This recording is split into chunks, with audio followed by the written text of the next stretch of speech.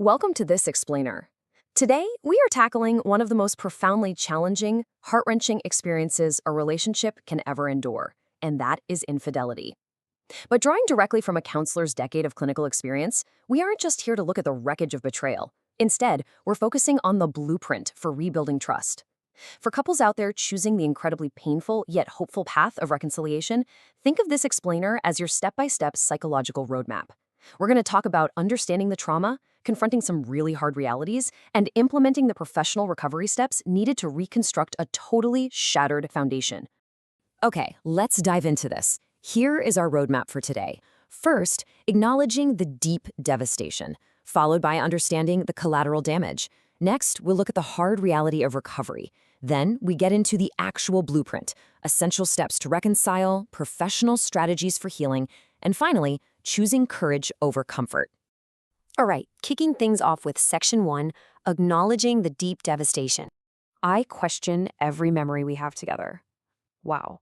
This direct quote, straight from a counselor's office, just perfectly encapsulates the severe emotional reality of betrayal. You see, trust is the absolute bedrock of a marriage. And when that foundation cracks, the betrayed spouse feels like their entire shared history has suddenly been rewritten as a complete lie. You literally thought you knew your partner yesterday, and today you feel like you are looking at a total stranger. Clinically speaking, this is actually known as emotional whiplash. And we need to be clear here. This isn't just sadness or anger. It is a medically recognized trauma response. The brain of the betrayed partner often enters a state that is remarkably similar to PTSD. We are talking about severe hypervigilance, debilitating intrusive thoughts, nightmares, and just a constant humming anxiety.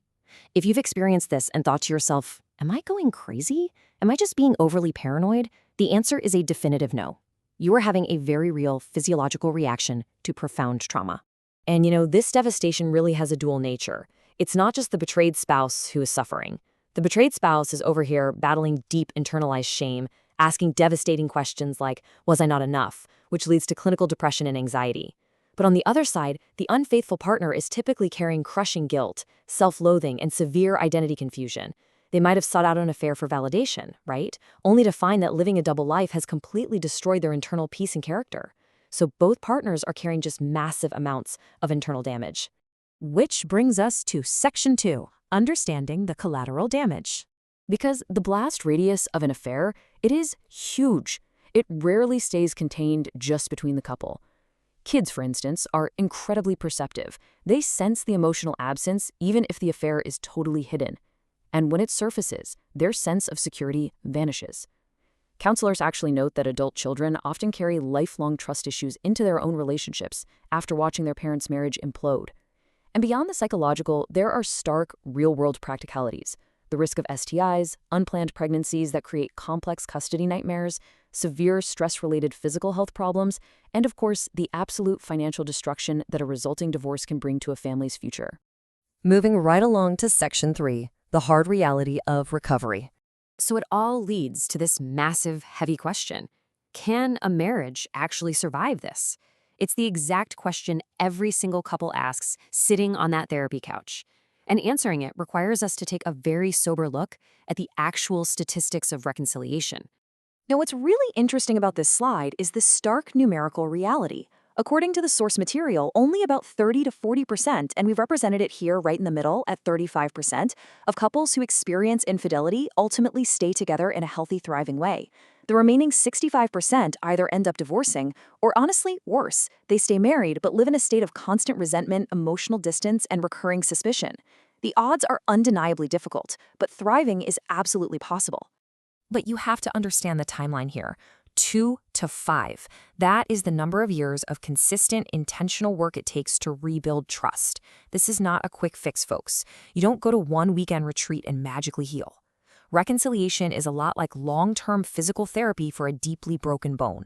It's going to ache, it's going to take a lot of time, and it requires daily commitment. The affair basically becomes a permanent before and after line in the story of your marriage. All right, let's get into the actionable stuff. Section 4. Essential steps to reconcile. If a couple decides to fight for that thriving statistic, here is exactly where they must begin. And the very first steps rest squarely on the unfaithful partner. Number 1, full disclosure and complete honesty. There can be absolutely no more trickle truths or half confessions. And number 2, genuine repentance. Now, it is absolutely vital to understand that genuine repentance is fundamentally different from simply feeling regret that you got caught. Repentance means taking full ownership of the pain you've caused and actively wanting to change your behavior, rather than just wanting the uncomfortable consequences to go away. Next up, Section 5, Professional Strategies for Healing. So, the crucial point is this. You cannot do this alone. Step 1 is totally mandatory. Professional counseling, both individually and as a couple. Step 2 requires entirely new boundaries and total transparency. We're talking open access to phones, location sharing, basically removing any shadows where secrets can hide. Step 3 requires incredible strength, because the betrayed spouse must have a willingness to eventually forgive. Notice it says forgive, not forget. And finally, step 4 is the slow, deliberate process of rebuilding that friendship and intimacy from the ground up.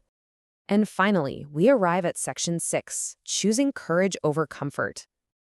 Infidelity is the emotional murder of a marriage. It destroys the safe haven. Marriage is hard enough without adding self-inflicted wounds to it. If anyone listening right now is tempted by an affair, let this be a massive, flashing warning sign.